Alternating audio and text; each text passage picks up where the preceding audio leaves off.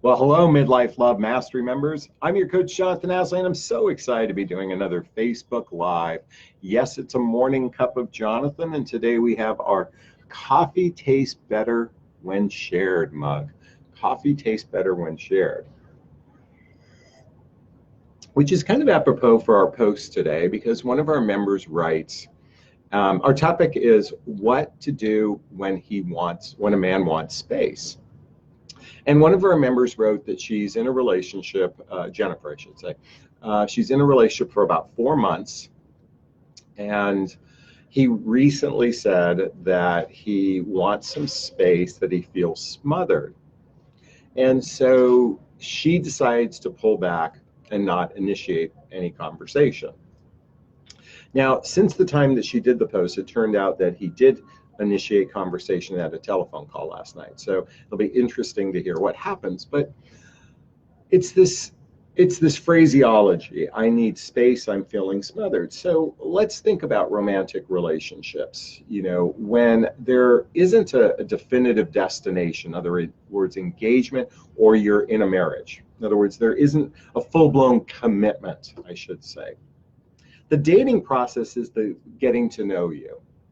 And in the getting to know you, there's some ebbs and flow with respects to emotional connection. And as well as the ability to blend lives together. And, there's always going to be ebbs and flows. And oftentimes men keep their needs, wants, and desires kind of close to the vest. And the minute, and this isn't an always, but the minute a woman might express some emotions or desires, that could feel a little overwhelming to a guy, especially if he's not expressing it. So, in other words, there's a slight imbalance, and what happens is he feels this imbalance and he pulls away, or however you want to look at the dynamic. But men typically also come back just like he did.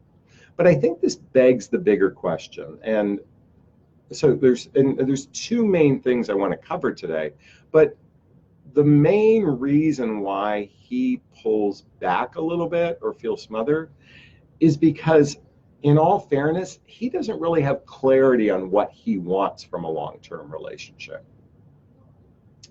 and or a long-term relationship with the person that they're seeing. So it's 4 months in and there's a lack of clarity on his part.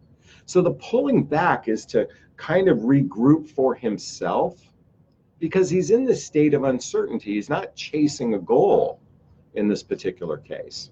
And this is very common for men in midlife, unlike men that are in, for example, I have a friend who's 33 years old. He's at that point in his life where he's ready to get married and start a family. He has a very clear vision on what he wants for his future. So the person he was with, after about 4 months, for him, it was either fish or cut bait.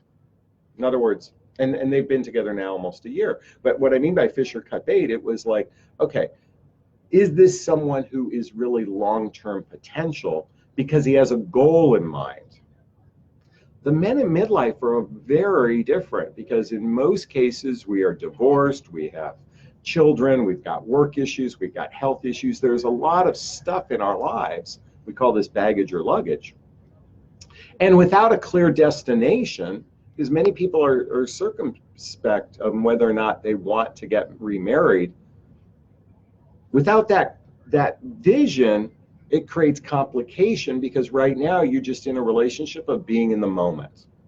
And when you're in a relationship of being in the moment, and there's nothing wrong with that, the minute that moment becomes a little overwhelming, there's this desire, both men and women, to pull back, just to regroup. And that's what space is. So here's my invitation. There's two main things I want to offer both Jennifer and everyone in this group.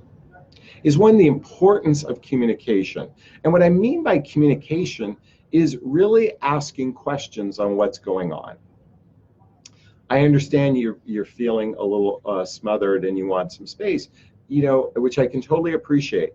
Can you clarify what that means to you? Can you clarify what that means to you with respects to us? Because when I hear that, I actually start to get, I don't feel safe because that makes me feel like you're pulling away or you're going to end this relationship. So I just want some clarity on what that means for you and what that looks like for you, because I can certainly appreciate it, and I'm sure I might feel the same way, but I just want some clarity on that. So it's important to have communication. And communication really is about asking healthier questions. It's asking more feeling-based questions. What's going on with you? I understand that, and I want to support you. Can you just share what's coming up? And I understand this might be difficult. And by the way, he might not even know what's really coming up for him. And so we can accept that. Now, this doesn't mean go off and start going on dating sites when this happens and, you know, pull away yourself. It just means that this is where he's at. And it's actually a good opportunity for us to pull back in our own sense and really revisit this relationship from a long-term perspective. It's one of the reasons why today I want to recommend a book called 8 Dates by John Gottman and his wife, Julie Schwartz Gottman. And why this is such an important book is it talks about the 8 fundamentals for a successful relationship. And I talk about this quite a bit in my private coaching as well.